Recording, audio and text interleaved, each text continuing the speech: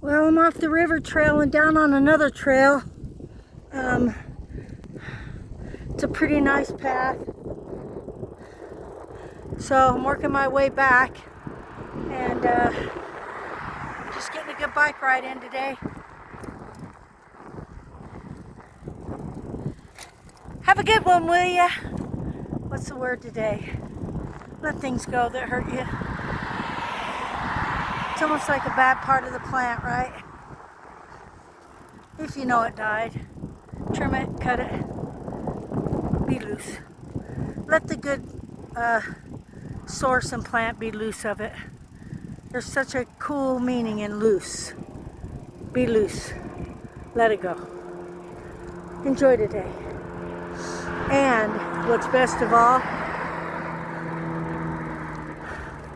you knows what's best for you.